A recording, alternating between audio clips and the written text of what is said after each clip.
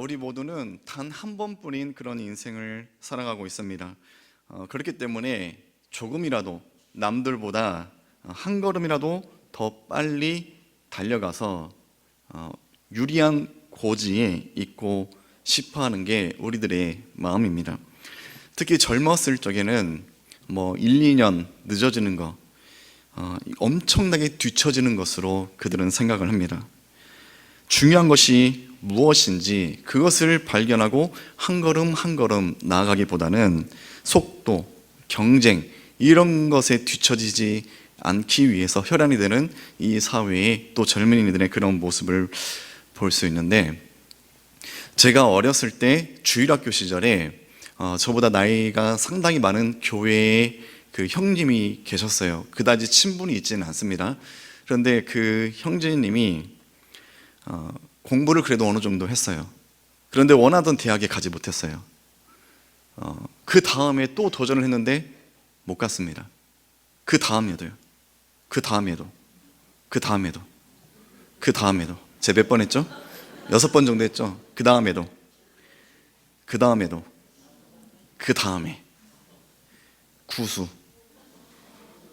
포기하지 않고 분명한 목적을 가지고 버텼습니다. 견뎠습니다. 자기가 분명하게 바라본 발견한 그 비전을 붙들고 구수, 주변의 가족들까지도 아마 사람 취급을 안 했을 것 같아요. 그런데도 버티고 끝까지 견디고 결국 치대에 들어갔어요. 그리고 몇 년 후에 그 당시에 상당히 오래전 일이죠. 몇십 년, 한 30년, 20년 그 정도 전 일인데, 그 당시에 지방에서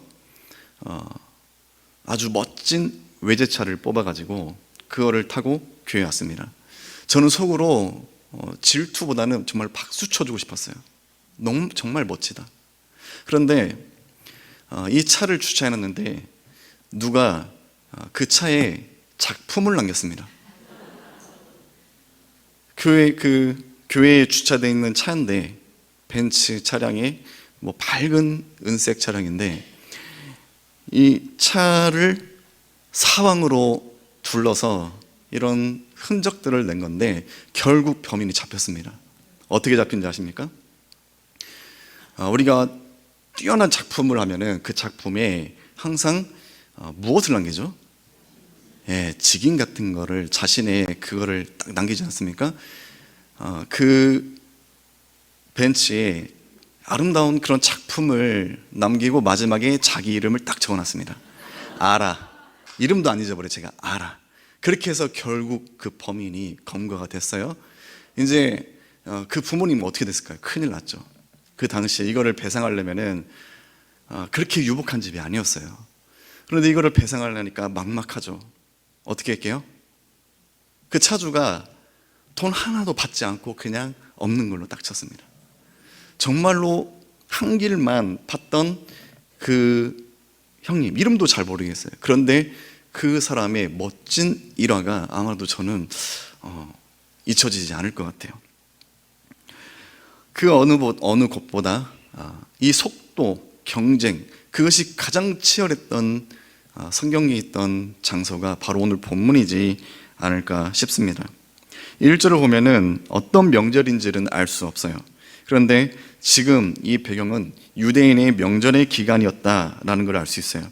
대표적으로 그 명절은 유월절, 오순절, 초막절, 수전절 이런 명절들이 있죠. 명절이 다가오면은 흩어진 디아스포라라고 하죠.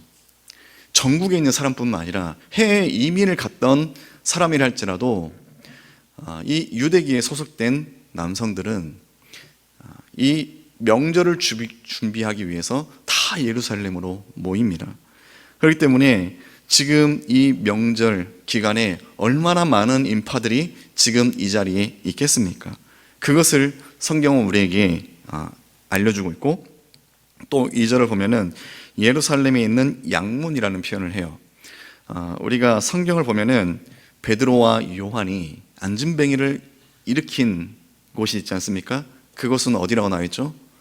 미문입니다. 미문은 아름다운 문이라는 뜻이에요. 그런데 오늘 본문에서는 양문, 양문이라는 표현을 했습니다. 예루살렘 성전 규모가 있기 때문에 입구가 한 곳이 아니라 여러 곳이 있는 것을 알 수 있고, 양문은 그 당시에 안 그래도 많은 사람들이 자신의 속죄와 여러 가지 일들을 위해서 제사를 지내기 위해서 제사장으로 나오는데, 명절입니다. 얼마나 많은 제물들이 필요할 거예요. 이처럼 많은 제물들이 따로 지나다니는 통로가 있었는데 그것이 바로 이 양문입니다.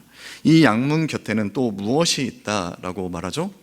오늘 본문에 이제 사건의 중심이 되는 장소, 베데스다라는 못이 있습니다. 그리고 행각이 5개가 있다라고 말하는데, 행각, 이 연못이 있고 이 연못 인근에서 사람이 앉아서 또 쉴 수 있는 그런 초소, 공간을 말하는 것입니다. 이 행각이 5개가 있을 정도면은 이 연못이 결코 규모가 작지 않다라는 것, 우리에게 그것을 알려주고 있고요. 그곳에 베데스다라는 이 연못이 있는데, 이 베데스다 히브리 말로 합성어입니다. 2가지 단어가 들어가는데, 베이트, 바로 집이라는 뜻입니다. 그리고 헤세드, 여러분들이 이 단어 정말 많이 들어보셨죠? 대표적으로 하나님의 사랑, 은총, 자비. 뚜렷이 뭐라고 정확하게 말씀을 드릴 수 없지만 하나님의 좋은 속성은 정말 이 단어 하나에 다 들어갔다고 보시면 됩니다. 베데스다, 너무나도 이름 잘 짓지 않았습니까? 하나님의 사랑의 집, 긍휼의 집. 행각, 연못이기 때문에 아마 사랑의 처소, 자비가 넘쳐나는 곳, 그런 느낌으로 이 이름이 그 사람들에게 들리지 않을까 싶습니다. 아무튼 이 베데스라라는 연못이 있었고, 그 연못 주변에는 많은 사람이 모였는데, 어떤 사람들이 모였다고 성경은 기록하죠? 병자, 맹인, 앞을 보지 못하는 사람, 다리 저는 사람, 그리고 혈기 마른 사람. 혈기 마른 사람은 건조하다는 뜻입니다. 쉽게 말해서 마비 환자를 뜻하는 것이에요. 이처럼 몸이, 거동이 불편한 그런 사람들이 지금 이곳에 모여 있었다. 그것을 성경에서 우리에게 알려주는데, 왜 이 사람들이 여기에 모여 있는지 그것까지도 우리에게 설명을 해줘요. 가끔씩 천사가 내려와서 이 물을 동하게 하는데, 이 물을 움직이는데 그때 가장 먼저 들어가는 사람은 어떤 병이든지 깨끗이 낫는다라는 이야기가 있었기 때문에 이곳에는 항상 몸이 불편한 사람들이 많이 모여 있었다. 그런데 여러분, 잘 들으십시오. 그 연못에 빨리 들어간 사람이 병이 낫는다, 성경이 그걸 지금 입증하고 있는 게 아니에요. 성경에서는 그러한 이야기가 있다. 그렇기 때문에 항상 몸이 불편한 사람들로 이곳은 많은 사람들로 가득 찬 곳이었다. 그것을 우리에게 알려줍니다. 쉽게 말해서 지금 이 베데스다 연못, 그리고 5개의 행각이 있는 곳, 이곳은 아마 이런 풍경일 것입니다. 몸이 불편한데 다양하지 않습니까? 어떤 사람은 앞을 보지 못하고, 어떤 사람은 다리가 불편해서 걸어갈 수가 없어요. 손은 잘 쓰는데, 어떤 사람은 손을 못 쓰지만 다리를 잘 써요. 이런 사람들이 한자리에 모였어요. 사회적으로 소외된 사람들, 마음의 상처, 어려움이 있는 사람들, 동변상련이라고, 이들의 아픔을 누가 서로 이해해 주겠습니까? 같은 처지에 있는 사람들끼리 서로 공감해주고 이해를 해주겠죠. 적은 양식, 적은 음식이 있으면은 아마 서로 옆 사람하고 그것을 나누었을 것이고, 누가 화장실을 갈 때 내가 비록 팔을 못 쓰지만 건장한 다리가, 튼튼한 다리가 있는 사람은 걷지 못하는 사람을 대신 업고 화장실을 다녀올 것입니다. 어떠한 육신의 상처로 인해서 심각한 마음의 상처까지 있던 사람이 이런 공감할 수 있는 자리에서 정말로 생애 처음으로 눈물을 흘리며 내 안에 있는 그런 아픔을 다 끄집어내는 그런 위로가 생기는 그런 장소, 아마 이곳이지 않을까, 그런 생각을 해봅니다. 그런데 그것은 한시적이에요. 너무나도 불완전합니다. 왜 그런지 아세요? 그 연못에, 이 연못이 움직일 때 어떤 사람만이 병이 나을 수 있어요? 가장 먼저 그못에 들어간 단 한 사람만이. 그렇기 때문에 지금 적은 양식을 이렇게 나눠서 먹고 있지만 이 앞에 사람은 누구예요? 내 경쟁자가 되는 거예요.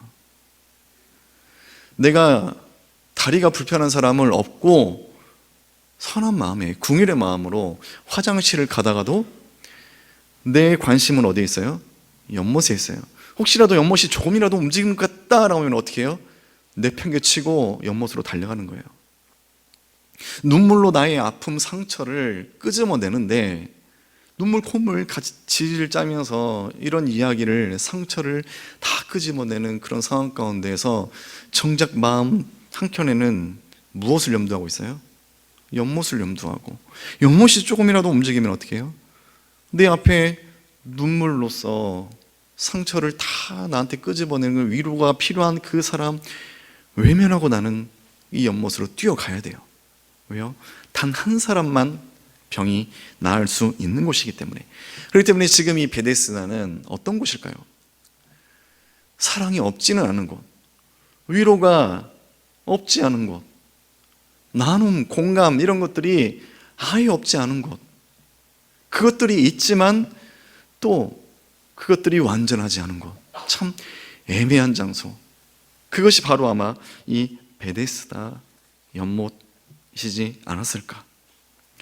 그리고 오늘 성경을 계속해서 보면은 이곳에 한 인물이 등장을 해요. 38년 된 병자입니다. 38년 동안 고통을 받았어요. 6절에서 우리가 힌트를 알 수 있죠. 그 누운 것을 보시고 아마 이 사람도 사지, 마비 환자일 것으로 추정이 됩니다. 혼자서 무엇을 할 수 없는, 누군가의 도움이 간절히 필요했던 38년 동안 이처럼 고통을 받았던 병자, 이 병자가 등장하고 예수님이 그 병자에게 다가오십니다. 왜 그 많은 병자 중에 하필 이 사람이었을까? 저는 그렇게 생각해요. 아마 그곳에 있는 많은 환자 중에 가장 오래되고 가장 그 병이 심각했던 사람이 바로 이 사람이지 않았을까? 그래서 예수님이 가장 심각한 사람에게 다가오신 것이 아니실까? 그런 생각도 해봤는데 오늘 본문에서 6절을 보면은 그 누운 것을 보시고, 이것은 지금 38년 된 병자의 상태, 마비 환자뿐만 아니라 그 사람이 어떤 영적 상태를 갖고 있는지 그것까지도 우리에게 느껴지게 하는 그런 표현들입니다. 누워있음, 무기력함, 의욕이 없어요. 좌절, 깊은 절망과 포기, 너무 오랫동안 고통받았고 아주 심각한 상태에 처한 이 병자의 모습, 그 병자에게 예수님께서 다가와 주십니다. 그리고 말씀하셨죠? 네가 낫고자 하느냐? 너 낫고 싶니? 너 병 그거 고침받고 싶니? 예수님께서 말씀하셔요. 그런데 7절을 보면은 이 병자가 뭐라고 말합니까? 주여, 물이 움직일 때 나를 못에 넣어주는 사람이 없어 내가 가는 동안에 다른 사람이 먼저 내려갑니다. 아무도 나를 도와주는 사람이 없어 나는 낫고 싶지만 나을 수 없습니다.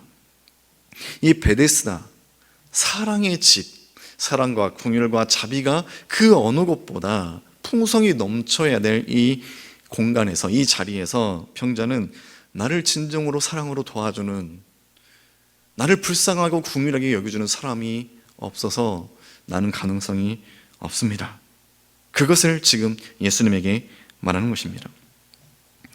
사랑하는 성도님, 오늘날 우리가 살아가면서 우리는 여러 곳에서 우리는 활동을 하고 또 삶을 살아갑니다. 여러분들이 있는, 여러분들이 거하는, 또 방문하는 그런 공간에서 베데스다, 진정한 하나님의 사랑과 긍휼과 자비가 가장 충만해야 되는 곳이 있다면 그곳이 어디겠습니까? 교회겠죠. 교회. 이 땅의 교회가 아마 그런 곳이 되어야 할 것으로 생각이 되고 그렇게 돼야 맞는 것이죠. 그렇죠? 교회는 어떤 곳입니까? 주님이 머리 되시는 곳, 주님이 주인 되시는 이 땅의 그리스도 공동체, 세상 그 어디보다, 그 어느 곳보다 더 위로, 자비, 긍휼, 사랑과 돌봄이 더욱더 분명하고 충만해야 될 곳, 그곳이 바로 이 땅의 교회일 것입니다. 그런데 이 땅의 많은 교회들이 그런 모습들을 보여주지 못해요. 애매해요. 사랑이 아예 없지 않아요. 돌봄과 자비, 은혜가 아예 없지 않아요. 때로는 그 안에서 상처가 있어서 그것을 치유받는 그 상황 가운데서도 오히려 상처가 더 깊어져요. 분명히 도움을 받았는데 기쁨보다는 오히려 자존심이 구겨지는 그런 일들이 있어요. 이 땅에 많은 교회들이 이 당시 베데스다 연못과 별다를 바 없어 보이기도 합니다. 예수님께서 낫고 싶냐 질문하셨죠? 그때 나를 연못에 넣어줄 한 사람이 없습니다. 나를 진심으로 이해해주고 나를 도와주는 이가 단 한 사람도 없습니다. 너무나 슬픈 병자의 고백이고 오늘날 많은 교회들의 현실입니다. 사랑하는 성도님, 당시 그곳에 많은 인파들이, 병자들이 모였어요. 이들은 계속해서 이런 굴레 가운데 있었을 것입니다. 작은 희망, 그 어느 곳에서도 소망이 없지만 이 베데스다 연못에서는 정말로 희박하지만 내가 나을 수 있을 거라는 작은 희망이 있기 때문에 그곳으로 와요. 그런데 계속해서 치열한 경쟁 가운데 실패해요. 절망해요. 또 다음을 기대해요. 이 굴레의 연속이고 38년 된 병자는 이 과정을 38년 동안 겪습니다. 계속해서 이처럼 베데스다 연못에 있던 이 병자가 결국에는 어떻게 됩니까? 예수님께서 고쳐주십니다. 네 자리를 들고 걸어가라 하시니 9절이요, 그 사람이 곧 나아서 자리를 들고 걸어가니라. 그토록 38년 동안 고침을 받고 싶어 했지만 누구도 진정으로 나를 생각해 주는 사람이 없어 오히려 마음의 상처와 절망만 깊어갔어요. 그런데 이 병자가 예수님을 만나고 단번에 이것이 고침을 받았습니다. 진정한 생명이 어디 있는지 이것을 분명하게 보여주는 사건입니다. 목사님, 너무 뻔한 설교 아닙니까? 우리 다 알고 있는데 여러분. 그런데 저도 여러분들이 이 내용을 잘 알고 있을 거라고 알아요. 그런데 우리는 잘 알고 있는데 그것을 실천하지를 못해요. 마치 모르는 사람처럼. 오늘 본문에서 사람들도 그렇습니다. 9절과 우리가 읽지 않았지만 10절, 9절, 10절 우리가 같이 합독하면 좋겠습니다. 그 사람이 곧 나아서 자리를 들고 걸어나니라. 이날은 안식일이니 유대인들이 병 나은 사람에게 이르되 안식일인데 내가 자리를 들고 가는 것이 옳지 아니하니라. 아멘. 지금 여기에서 말하죠. 이날이 무슨 날이라고요? 안식이라고 했어요. 우리가 성경을 읽으면은 처음에 어떤 날이라고 성경에서 말합니까?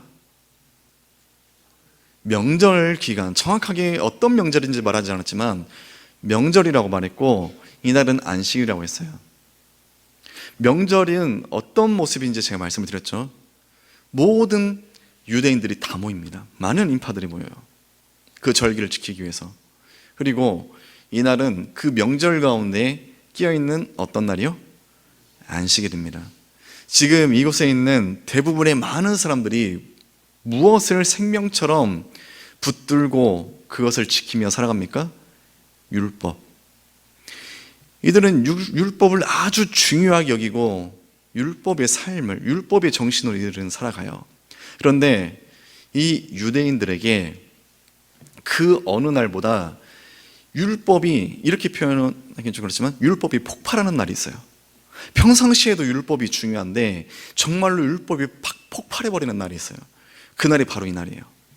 명절인데 안식일, 이날은 완전히 율법이 폭발하는 날입니다. 사람들이 모여서 더 냉정한 율법적인 그 시선과 그런 사고를 가지고 그것을 잘하는 사람들은 지켜 세워주고, 또 그것을 어기는 사람은 완벽 정죄를 하고, 완벽하게 율법의 렌즈로 사람들을 바라보는 날이 바로 이 날이었어요. 38년 병자예요, 여러분. 아마 그 당시 예루살렘의 명물이 되었을 것입니다. 38년 동안 마비가 되어서 자리를 깔고 베데스다 그 행각에서 몸부림을 쳤던 사람들, 한 해, 두 해, 10년, 20년도 아니고 38년. 예루살렘 그 안에 관계된 많은 사람들도 이 사람에 대해서 알았을 거고, 이 사람의 애처로운 모습에 조금이라도 또 적성과 나눔, 그런 것들을 대부분 예루살렘을 찾은 사람들은 아마 이 사람들에게 적선이든지 도움이든지 또 이 사람에 대해서 직접적으로 받든지 아니면 이야기를 통해서 이 사람의 존재는 알았을 것입니다. 38년입니다, 여러분. 그런데 38년 동안 마비가 돼서 죽은 사람처럼 있던 사람이 지금 깨끗하게 나왔어요.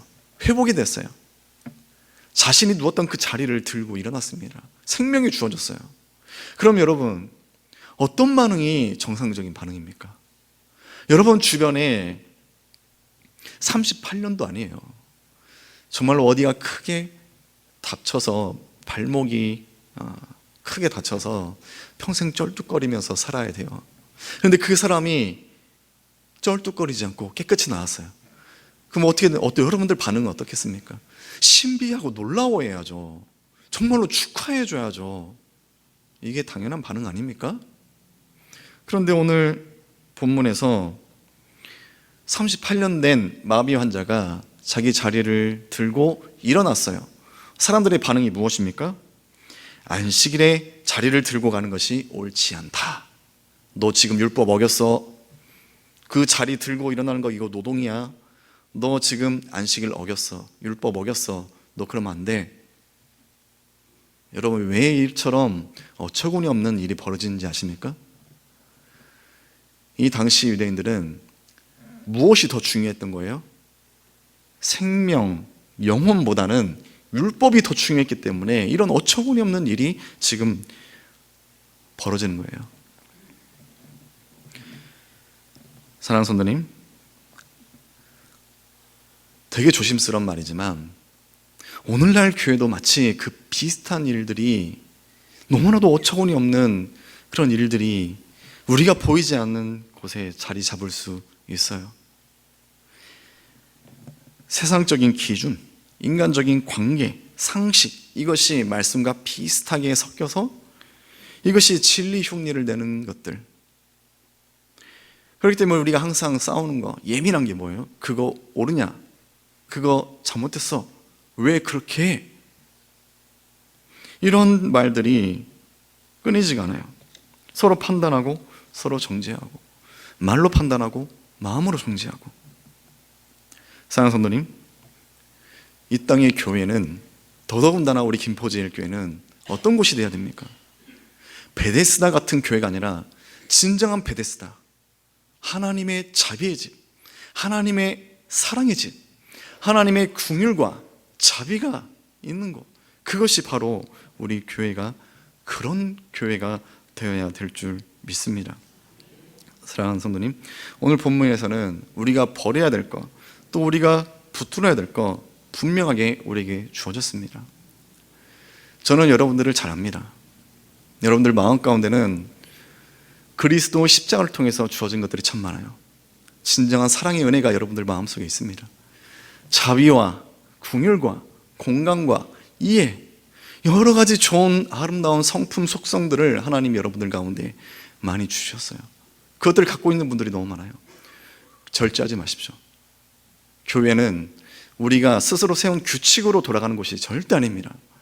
교회는 그리스도, 머리가 되신 그리스도, 또 그 안에 사랑을 갖고 있는 그런 성도를 통해서 교회가 더욱더 부흥하고 성장하고 교회가 교회다워지는 것입니다. 하나님이 주신 것들, 십자가, 사랑, 이 충만함을 계속해서 교회에 드러내고, 계속해서 괜찮아, 너 잘했어, 사랑해. 계속해서 이런 말들을 해주시길 부탁드립니다. 여러분들 옆에 있는 사람 더 사랑해 주시기를 주님의 이름으로 간절히 소망합니다.